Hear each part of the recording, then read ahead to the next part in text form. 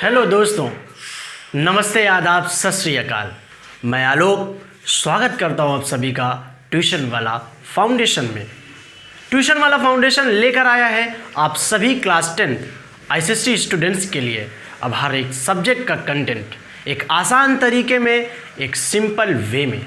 जी हाँ दोस्तों, अब आपका भी सपना होगा साकार, अब आप भी करेंगे टॉप, क्योंकि ट्यूशन वाला फाउंडेशन में अब मिलेगा हर सब्जेक्ट का कंटेंट एक आसान तरीके में, एक सिंपल वे में।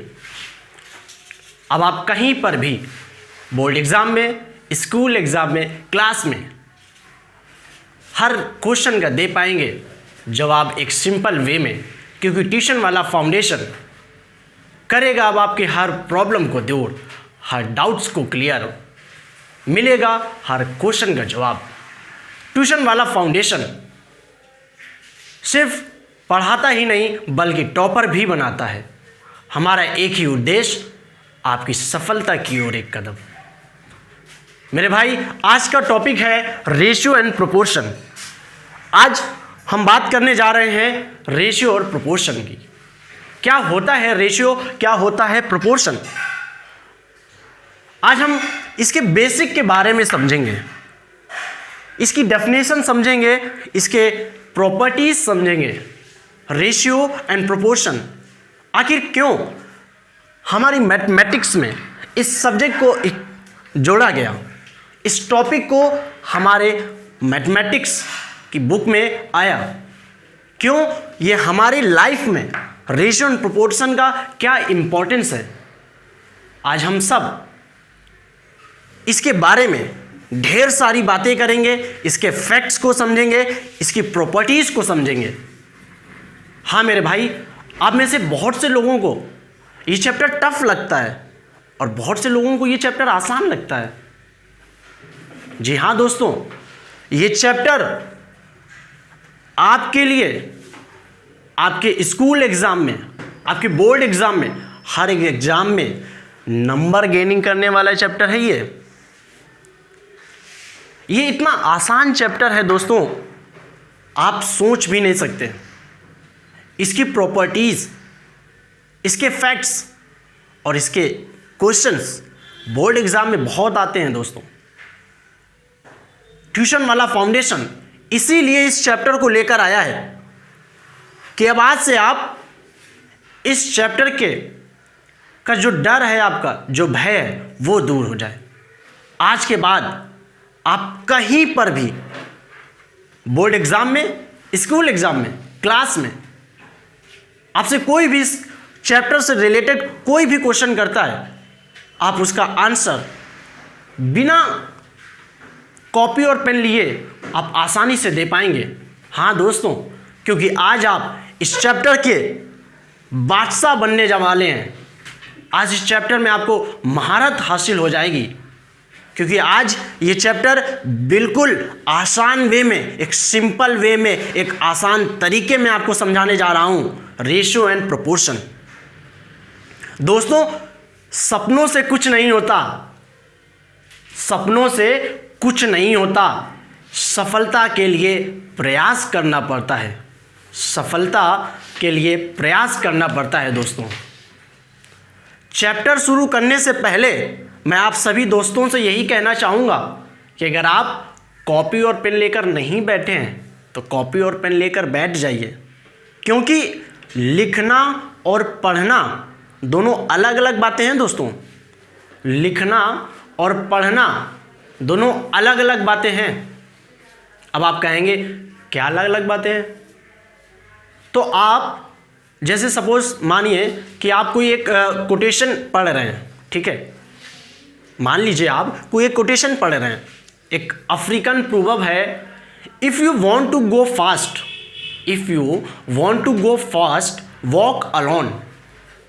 दोस्तों, ये अफ्रीकन प्रोवर्ब है, जो मैं बात कर रहा हूँ वो एक अफ्रीकन प्रोवर्ब है। If you want to go fast walk alone, if you want to go far, यदि आप दूर जाना चाहते हैं, यदि आप दूर जाना चाहते हैं, वॉक टुगेदर।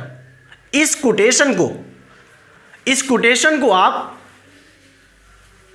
एक बार दो बार पढ़ लिया। If you want to go fast walk alone, if you go want to far walk together, if you want to go fast walk alone, if you want to go far walk together. आपने एक बार पढ़ा और अब आपका mindset कहीं और है।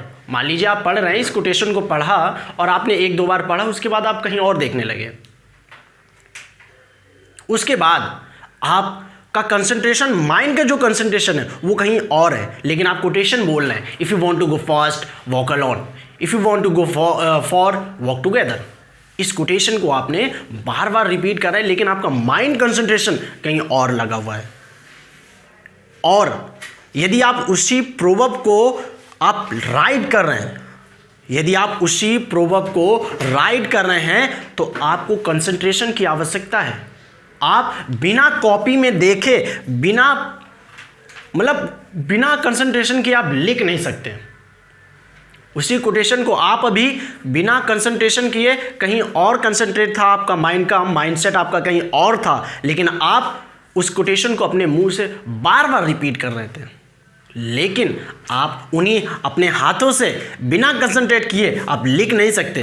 क्यों? क्योंकि उसके लिखने के लिए आपको आपका माइंड, आपका माइंडसेट और आपका कंसंट्रेशन एक जगह होना चाहिए, तब आप लिख सकते हैं। तो मेरे दोस्तों, मेरे कहने का मतलब यही है कि आप आज इस चैप्टर के बारे में समझेंगे, पढ़ेंगे, और आज तो आप इसके किंग बनने जा रहे हैं। तो आप नोटबुक और पेन लेकर बैठ जाइए, जिससे आप इस चैप्टर से रिलेटेड जो भी इंपॉर्टेंस मैं यहाँ पर बताऊँगा, जो भी इंपॉर्टेंस आपको लगे, आप उसको अपनी कॉपी में राइट कर लीजिए। और जब भी कभी आपका एग्ज़ाम हो या आपका बोर्ड एग्ज़ाम आने वाले हों, आप उस कॉपी को ओपन कीजिए, आप देख लीजिए, बस एक बार देखना पड़ेगा आपको। उसके बाद आप आसानी से उस चैप्टर के क्वेश्चंस आप बोर्ड एग्ज़ाम में कहीं पर भी, स्कूल में, क्लास में, या आपसे कोई भी पूछता है, आप एक सिंपल वे में उसके आंसर्स दे पाएंगे। तो चलिए शुरू करते हैं कि आज का चैप्टर रेशियो एंड प्रोपोर्शन। मेरे भाई, आज का जो चैप्टर है, जो ट्यूशन वाला फाउंडेशन आपके लिए लेकर आया है, आज का टॉपिक वो है रेशियो एंड प्रोपोर्शन। ट्यूशन वाला फाउंडेशन सिर्फ पढ़ाता नहीं है, टॉपर भी बनाता है, और आप टॉपर बनेंगे मेरे भाई, विश्वास मानिए मेरा आलोक का कि आप टॉपर बनेंगे इस ट्यूशन वाला फाउंडेशन से पढ़कर। क्योंकि ट्यूशन वाला फाउंडेशन में हर एक टॉपिक का एक आसान वे में, एक सिंपल वे में बेहतरीन कंटेंट मिलने वाला है रेशियो एंड प्रोपोर्शन का, और भी सभी लेक्चर्स का। अब आपको हर टॉपिक का, हर चैप्टर का कंटेंट मिलेगा ट्यूशन वाला फाउंडेशन में।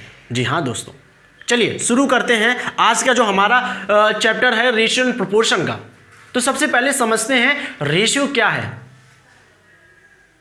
रेशियो, जी हाँ, वही रेशियो जब आप एग्ज़ाम देते हैं, आपको मार्क्स मिलते हैं, सपोज 5/10। समझिएगा, ये जो 5/10 है,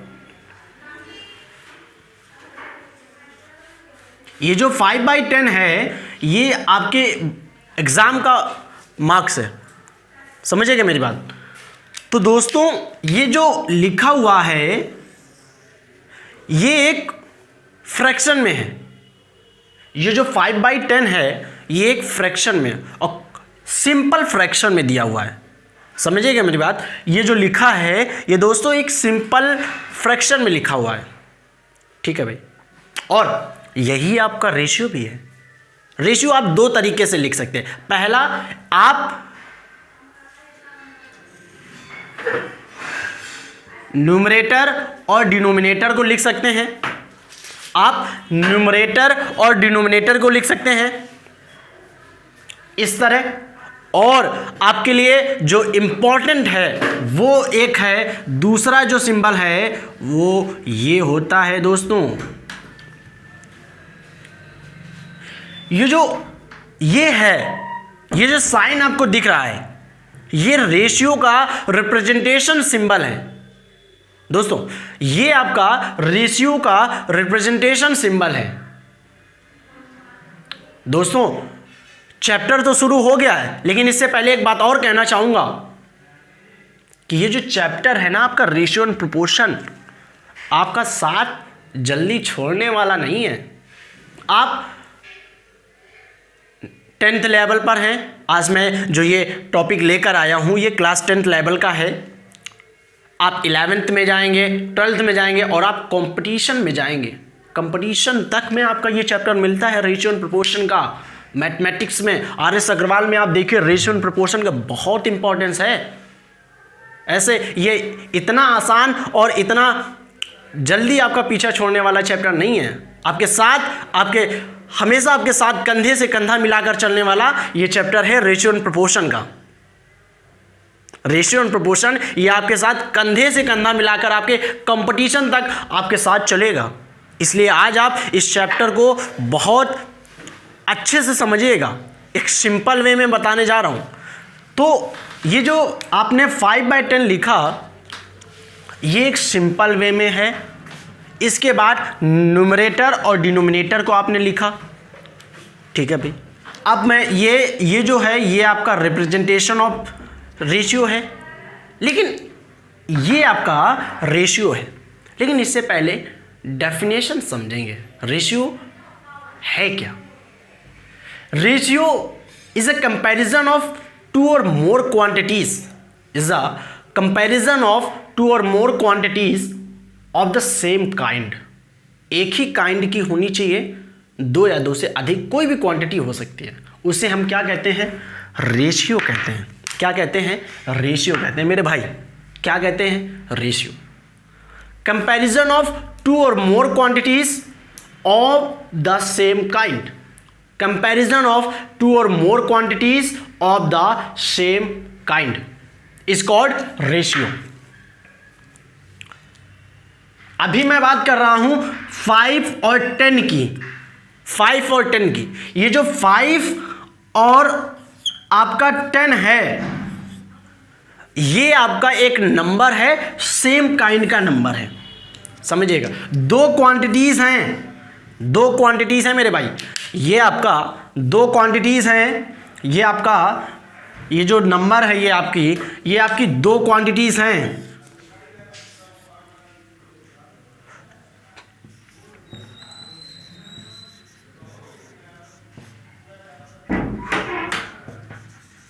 ये आपकी दो क्वांटिटीज हैं। Two quantities or more quantities of the same kind is called ratio. Comparison हो रहा है भाई 5/10, ये कंपैरिजन है, ये आपका हो गया रेशियो। अब सपोज करते हैं दो क्वांटिटीज हैं ए और बी। दो क्वांटिटीज हैं ए एंड बी, ठीक है भाई। ए एंड बी ये दो क्वांटिटीज हैं, ठीक है, सेम काइंड की क्वांटिटीज हैं। अब आपसे कह रहा हूं कि इसे भाई हमें क्या करना है? रेशियो में लिखना है। The ratio of A to B. The ratio of A to B क्या होगा? देखिए, ये आपका ratio of A to B हो गया, ठीक है भाई। क्या हो गया? A to B. तो यहां से हमें क्या समझ में आया? आप इसे अभी और कैसे लिख सकते हैं? ये ए टू बी आपका रेशियो हो गया। अब रेशियो इसे आप इस तरह भी लिख सकते हैं। कैसे? देखिए, एक दूसरा तरीका जो है वो ये है कि ए और रेशियो बी, आप इसे ऐसे भी लिख सकते हैं। समझिएगा मेरी बात।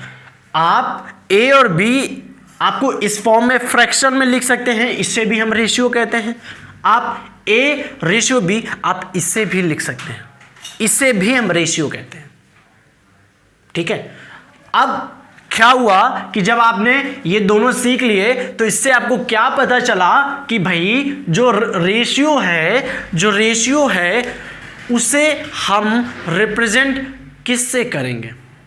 आपको मैंने बताया रेशियो जो है उसे आप दो तरीके से रिप्रेजेंट कर सकते हैं। पहला है आपका न्यूमरेटर और डिनोमिनेटर के फॉर्म में लिख सकते हैं। ठीक है भाई, न्यूमरेटर और डिनोमिनेटर के फॉर्म में लिख सकते हैं भाई। दूसरा आप लिख सकते हैं आप इससे ऐसे। कैसे? न्यूमरेटर ऐसे और डिनोमिनेटर इस तरह।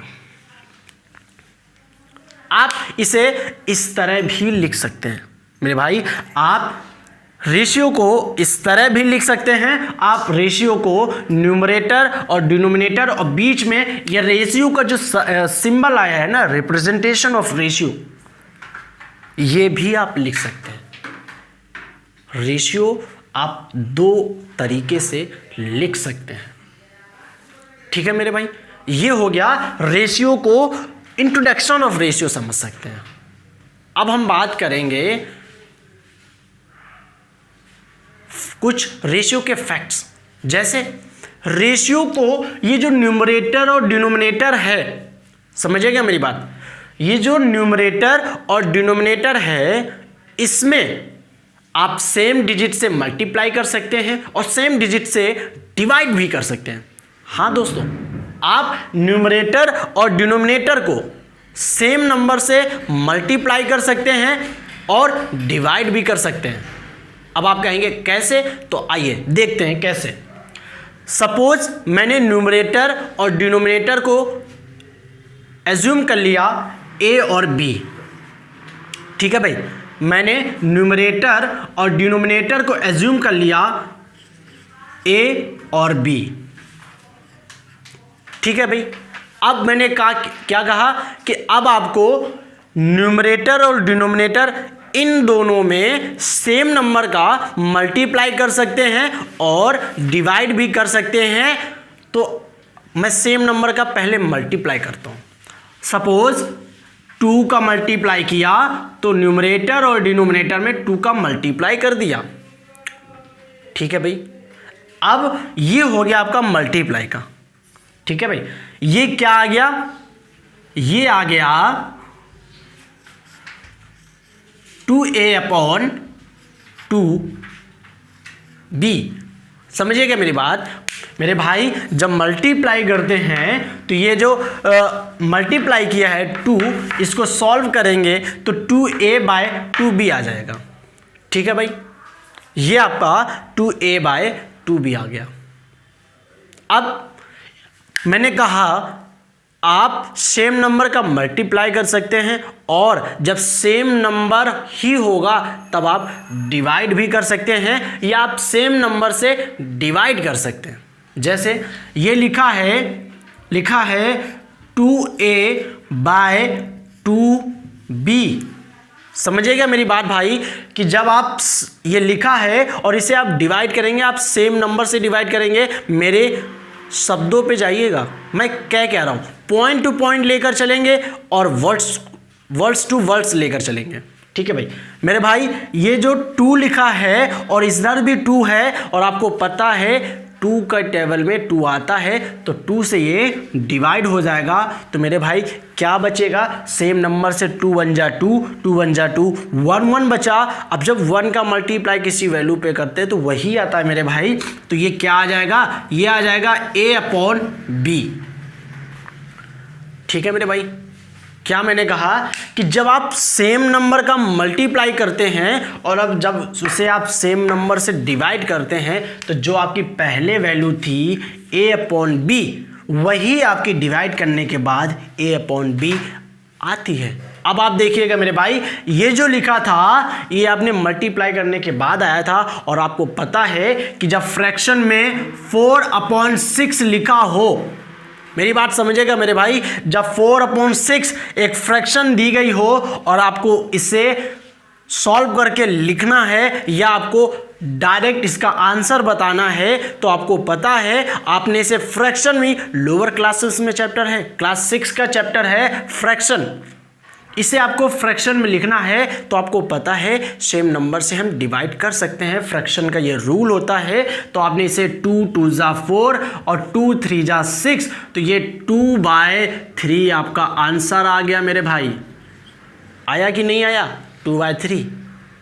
तो यहां से क्या प्रूव होता है मेरे भाई कि जब हम सेम नंबर से डिवाइड कर सकते हैं तो सेम नंबर से हम फ्रैक्शन में भी डिवाइड कर सकते हैं, क्योंकि रेशियो इज अ फ्रैक्शन।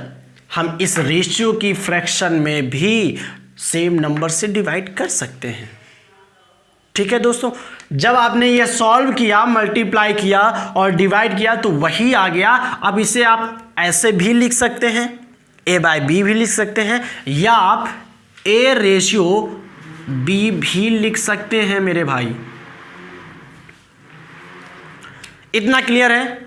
आप सेम नंबर, आपने ये न्यूमरेटर और डिनोमिनेटर लिया, इसमें सेम नंबर का मल्टीप्लाई किया, मल्टीप्लाई करने के बाद आपने फ्रैक्शन है, फ्रैक्शन को आप सेम नंबर से डिवाइड कर सकते हैं। आपने डिवाइड किया तो मेरे भाई a/b आ गया। क्या आया? a/b। अभी आपको इतना क्लियर है? क्लियर है मेरे भाई? ठीक। जब आपको ये क्लियर हो गया कि हमें रेशियो को रिप्रेजेंटेशन किससे करना है, रेशियो को हमें राइट कैसे करना है, अब बात करेंगे रेशियो के कुछ फैक्ट्स। पहला फैक्ट था कि आप सेम नंबर से मल्टीप्लाई करेंगे, सेम नंबर से डिवाइड करेंगे तो आपका वही वैल्यू आती है जो पहले आपकी फ्रैक्शन थी। ठीक है मेरे भाई। अब क्या करेंगे?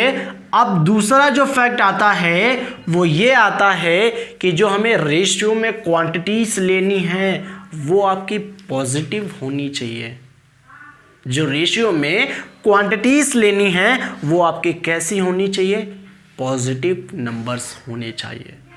समझिएगा मेरी बात कैसे? जैसे लिखा है 2/8 मेरे भाई, 2/8 ये भी एक पॉजिटिव नंबर है और ये भी एक पॉजिटिव नंबर है मेरे भाई।